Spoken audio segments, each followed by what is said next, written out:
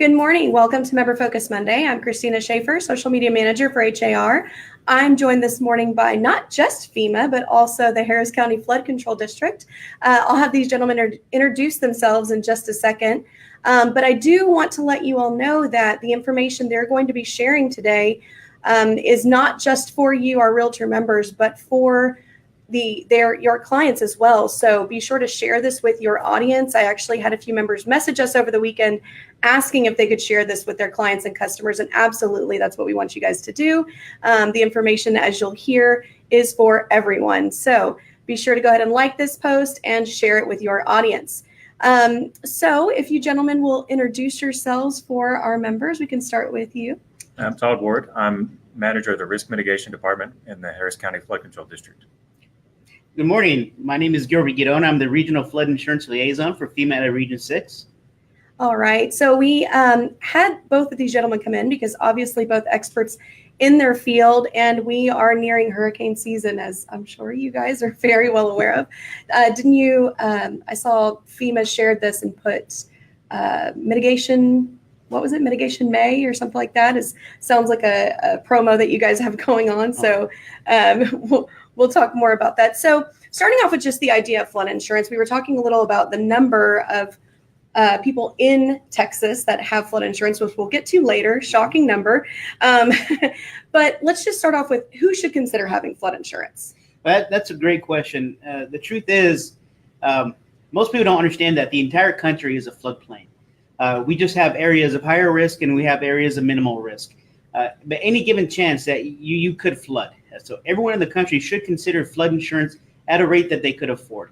As we've seen before, riverine used to be a big concern, but now we're having a large amount of rainfall. And across the state, just these last several weeks, we have seen rain gather in areas not normally associated with flooding, and we have seen how that can impact the community as a whole. So overall, it should be part of your homeowner's insurance packages. If you have a home, or even if you rent, you should have flood insurance. All righty. So you mentioned the whole state really, it can flood, right? It's not officially a floodplain, right? But it can flood. So how often does flooding occur outside of the floodplain?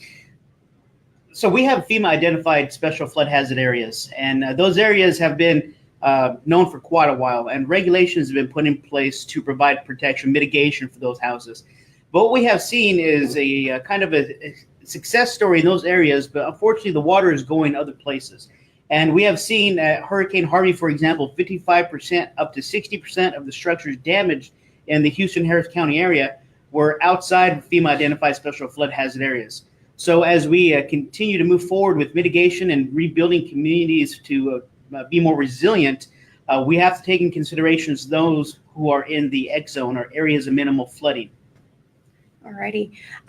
So I just want to mention to our members that are watching, if you have any questions for Gilbert with FEMA or Todd with the Harris County Flood Control District, type them into the comments and we'll get to those questions in just a little bit. So this question, I feel like we hear this all the time. I know I hear it from friends and family. You know what? My street is never flooded. Do I really need flood insurance? Or we don't need that. It doesn't flood in my area. What would you say to somebody, or what do you say to people when you hear that? Your area may not have experienced a 1% event as of yet. FEMA's maps are based on modeling, and that modeling incorporates a great number of scientific data, catastrophic models and other models as well. And what it does is it gives us an idea of where the flood will be at a 1% chance of events. So if you haven't experienced that, then more likely you have not had a 1% chance of event in that area.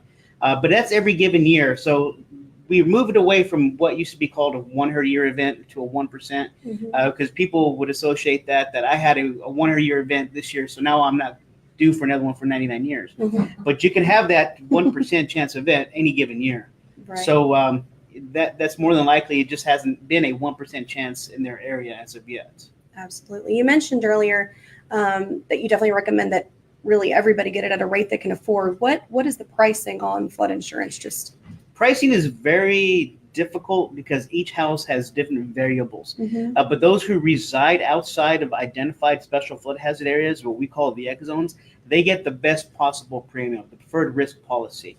And depending on the amount of coverage that they purchase, it can be anywhere between $400, $450 to $550 for the statutory limits of $250,000 building, $100,000 content. Mm. So when you break that down to $35, $40 a month for coverage, that does not require a presidentially declared disaster to receive FEMA assistance. Mhm. If you flood and you have a flood insurance policy, it's as simple as picking up your phone, calling your agent, and submitting a claim to start the process. Okay. So Is there a place that you would recommend for somebody to shop for flood insurance? yes, I encourage that. We have a partnership with over 60 national companies. We call them Write Your Owns. They are insurance agents who have been certified to write flood insurance policies. They are all based on FEMA criteria, so a lot of them are going to be very similar. Some of them might have additional fees or surcharges associated with those, but definitely shop around. Start with your current homeowner insurance provider or your insurance provider for your automobile and see if they offer flood insurance. If not, then a simple search in Google, most of the time will come up with at least 10 to 15 agencies in your area that you can call and get quotes for. Absolutely. So we do have one question already that came in from Stephen. He just said renters can have flood insurance. Yes. Thank you. I'm glad you asked that question. A lot of people don't realize this, but we do have content-only insurance that's available for renters. A lot of times, we're concerned about the structures themselves. That's the greater expense. But we have renters who don't understand or don't realize that they have the capability to call up those same insurance agents and buy the amount of content insurance that they need to protect their personal assets. Mm-hmm. I mean, it's a great peace of mind knowing that if apartment complex floods, that apartment complex is covered. They have their insurance, but buying your own content only means that you're going to be able to get back to your way of life a lot faster than normal. Okay. So one thing that I think we all learned from Hurricane Harvey is how devastating flood can be and how long it takes to recover. As we know, many people are still recovering. So what makes floods so different than other disasters? Flooding is very unique. It can take as little as 1 inch of water to cause up to $25,000 of damage in your home. Mm-hmm. But you can't just start repairs. First, you have to wait for the flood waters to recede. Mm-hmm. Then you have to get in there and you have to start cleaning out the house. Because flood waters are it's contaminated. It's full of all kinds of things. Everything mm-hmm. from dead animals to chemicals that may have been, in nurseries down the street. Mm-hmm. Any other chemicals that might have come in from chemicals plants like down there, that one plant that had that issue. So you not only have to wait for that water to recede, but then you have to clean that out. And then the next step is determining the damage. If you had 5 inches of water or a foot of water, you have to start cutting out that drywall in there. But you can't start repairing because you have to wait for everything to dry. Then you have to start cleaning mm-hmm. and treating everything for mold. Mm-hmm. So what would have been, for example, a tornado, you can start rebuilding right away. But in a flood, you have to wait until everything is cleaned. If you start rebuilding right away, you're going to sandwich that mold in between that sheetrock and that insulation, and you're going to have issues with mold for the duration of the home unless you tear everything out again and start the process over. Right. So makes sense. Yes. Yeah. So we have a couple more questions. Robert's saying, if a flood claim was filed on a home in the past, Harvey, does that cause a problem in the future for buyers of that home? So new owner of the home, would that cause a problem for the new owner? For one claim, no. Okay. If we have multiple claims, we'll start to become a concern. I would be cautious on what you file a claim for.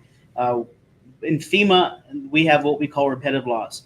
If you have more than 2 claims of over $1,000, the repetitive loss can impact your insurance premium. So if you have a little bit of flooding and maybe you have about $1,300, $1,400 worth of damage, might be something they want to repair on your own instead of filing a claim for. Okay.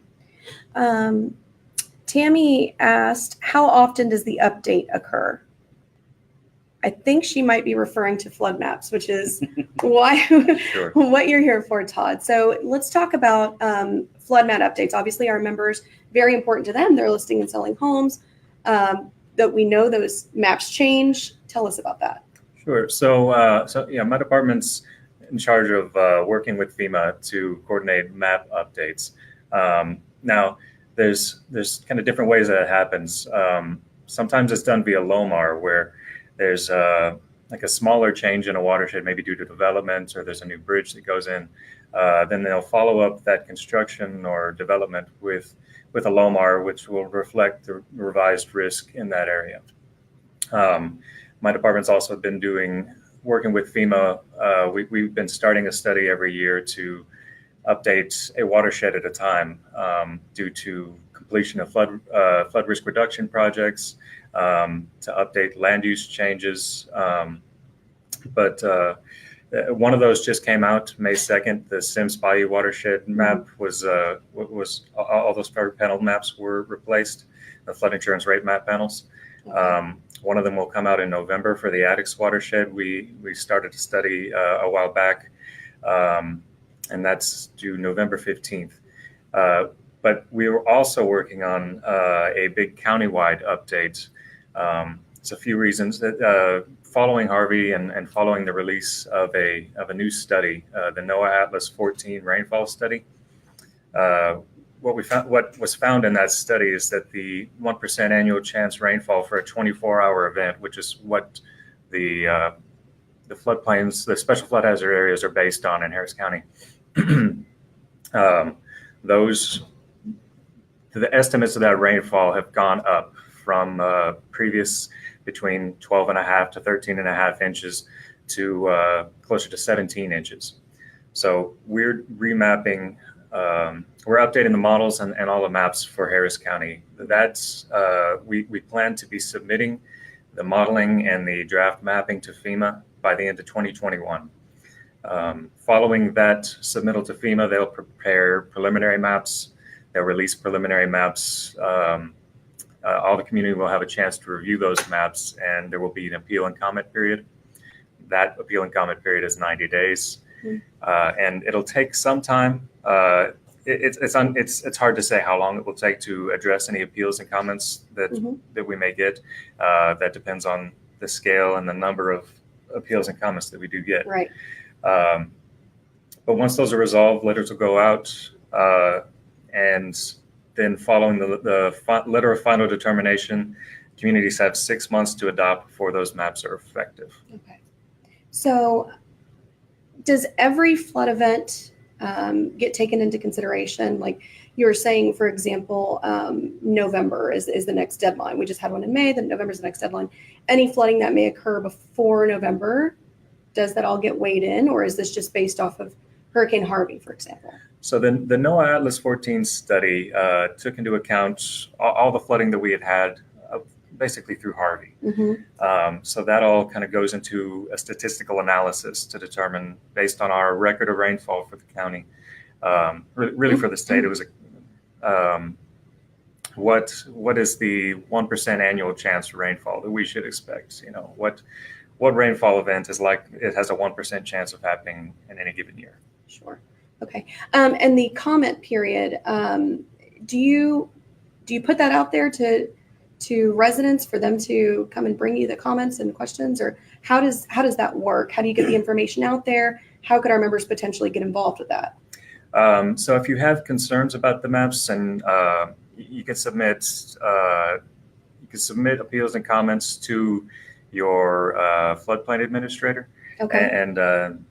And they're typically the ones who will work with us to provide comments. But I believe it can be done more directly. But the comments can't just be that you don't like the new maps. You know, we got 17 inches of rainfall versus the old 13 or so. Well, that was my comment. They have to be technically backed. So you have to you have to say, oh, well, there's a problem with your modeling. This is what the problem is. This is what it should be. Right. And this is what the map should look like based on this correction to the model. So you said the Sims was just released May 2nd? May 2nd. The Sims. So is that under the comment period right now? No, that became effective May 2nd. So that is in effect. Yes. Okay. Yeah, that there was an appeal and comment period for that one previously. We didn't receive any appeals and comments. So that one went a little faster than some might. Okay. So Robin was asking this, actually back to you, Gilbert. What does it mean that you can file a claim without a presidential declaration? So when there's a disaster, a lot of times FEMA will open up the registration for what is called individual assistance. Individual assistance can award some stakeholders or survivors a certain amount of money. For example, during Harvey, the average amount was about $6,000.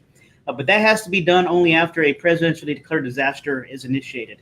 When you talk about flood insurance, there does not have to be any type of disaster declaration, either from the state or from the federal level. The insured can simply just pick up the phone and initiate a claim with their insurance agent. All right, that makes sense. Tammy was saying that the Austin Board of Realtors gives agents an indication on the MLS whether a property is in a FEMA floodplain. When will HCR add that to their MLS? I'll go ahead and answer this for you guys. So we do have the flood maps in Matrix. It's one of your overlays that you can go in there to view. And obviously, as they update, we update them in Matrix. So you do already have that available. Robert is asking, if purchase a home that is flooded, is there a way to ensure the owner of the policy actually did the work that the claim paid for? That's interesting, but we don't have a mechanism in place that verifies that the damage has been repaired after they received a flood insurance claim. Due diligence, I would actually reach out to the local floodplain administrator and maybe pull permits after floods for houses. If it's in a special flood hazard area, it's required that a floodplain development permit be issued for repairs. All right, makes sense. So Tammy also asked, what would be the sales difference, price per square foot or dollar per acre? So I think she was asking about the pricing. 100-year versus 500-year floodplains, more than $10,000 per condo or house, less than $10,000 per house, $10,000. So I don't know if that's a question that you guys can answer. Actually, now that I'm rereading it, it sounds like she's asking about pricing of the property, which that's not really y'all's field there. So if I misunderstood the question, Tammy, go ahead and retype it to us so we can see if this is something that Todd or Gilbert can answer for you. So Tiffany's asking, what if your townhome is in the 100-year and your home is elevated a foot above the zone, but the attached garage is not? Can home insurance quote be independent of the garage? We need a little bit more information. Actually, if I have left my business card, if you could email that question directly, I can reach out to you. We can go over the declaration page of your current policy and see where we are in that one. Okay. Condos and townhomes are their own animal. They really so yeah, in general though, let's say that it was a single family or a property with a single family residence on it. Would the flood insurance policy, does that cover the entire property or just the lot or the property, or what is that? Only the structure. Only the structure. And if it was a single family residence and had an attached garage and the attached garage was below the basement elevation, as long as it's properly vented, the lowest floor would still be based on the structure itself. Okay. So, but condos and townhomes change. It's going to be a little different. Yeah. Absolutely. Maria's asking if there's a class that teaches them how to read the flood maps and what everything means. We offer the L273 class, which is Managing Floodplain Through Development. FEMA puts on several classes throughout the year, and so does our partners at the Texas Water Development Board and Texas Floodplain Management Association. They also register these classes. It's a great tool. It's a 4-day class, and it answers a lot of questions you have about basic floodplain management regulations and requirements. Okay. Aaron, this is actually another question about our MLS about it, about the maps. Aaron's just asking, are there plans to make viewing floodplains more user-friendly, to make them a part of the agent flow report? I don't know if we've had that suggestion yet, Aaron, but I'll go ahead and pass that along to our MLS Quality Assurance Department so they can review that. And Lays is just asking, where can you find that flood map? In Matrix, it's just an overlay. If you click the overlay button, you'll see it there. Robert asked, he was talking about multiple claims on a home, if you remember that question earlier. He said, as you know, investors are buying previously flooded homes. In some cases, homes have flooded 2 to 3 times, in Meyerland specifically, with a couple different owners. Is the buyer going to have to pay a higher rate? It depends if just because it's flooded, we are more interested if it's flooded with an insurance policy. So if there's been multiple claims on the house, then there will be some more likely adverse impact on the insurance premiums. If the house is flooded multiple times, it'd be a candidate to mitigate that home for the new homeowners to come in and be able to get a reasonable flood insurance policy. So we'd have to do research on that and see if it had a claim, multiple claims. Yes, it would have a percentage increase on the amount of flood insurance premium per year. Okay. Aaron's asking, because we have obviously the floodplain maps within their MLS where they can see them. Where can the general public see these floodplain maps? FEMA Map Service Center. It's a great tool. Once you pull up the viewer, you can simply type in your address, and it will give you a satellite view of where your house is approximately located, and you have a good idea from there if you're in or out. Now, if there's additional questions, you can contact your local floodplain administrator, who often has the ability to do a floodplain determination for you, to give you exacts. There's a lot of questions if you're on it or close to it. So. Yeah. So actually the next question from Kirsten is, how do you find out who the floodplain administrators are for a property? Well, every community that participates in the National Flood Insurance Program is required to have a floodplain administrator. Most of the time they wear multiple hats. They could be the city secretaries, they could be the fire chiefs. Simply contact the administration and ask who is assigned as the local floodplain administrator, and arrange a contact from them from there. Okay. Michael just made a comment back to the class. You said that you guys offer a class. We do also offer a class here at HAR, and Michael's just telling everybody about that. That's taught by Bill Baldwin. It's called A Realtor's Survival Guide to the City of Houston Floodplain Ordinance. So you can look that up on HAR's education website. So Robert asked, can you update that floodplain administrator for permits? Do you know what he's asking there? Can we? If you could reword that for us, Robert. And Tammy's question was about pricing in a flood zone. So not really something that our experts here are experts on. Okay, so let's talk about the NFIP. So our members have heard a lot about this. We obviously tell them to go, do a call to action when the NFIP stuff comes into place. And we referenced this a little bit earlier, and I was shocked to hear this number from you. But what is the number of flood insurance policies that we have here in the state of Texas? So, the state of Texas, with a population over 28 million, we have less than 1 million flood insurance policies, about 750,000 for the entire state. So as you can see, the relationship between the population and the size of flood insurance policies is really staggering. We have a really big push, what we call our moonshots, to increase the number of flood insurance policies by 2023. And we honestly believe, just by getting out there with community education and outreach, that we can enlighten the citizens of Texas of the true risk of flooding, and maybe open their eyes to purchasing of flood insurance. Because as you can see, 750,000 flood insurance policies for the entire state is a very small number. Right. Kay is asking, what's the easiest way to determine flood claims history, since it doesn't show on the CLUE report? That is a good question. Once again, the local floodplain administrator is the conduit.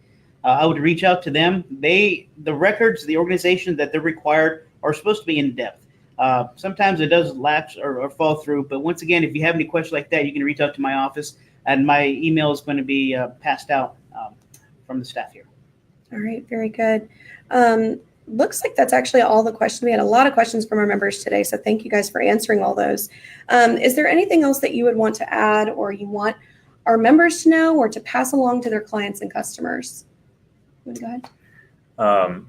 So I talked a little bit about our study that we're going to be doing to update the maps and models in Harris County. The website that you can go to for more information on that is mapnext.org, and that's MAAPNEXT.org.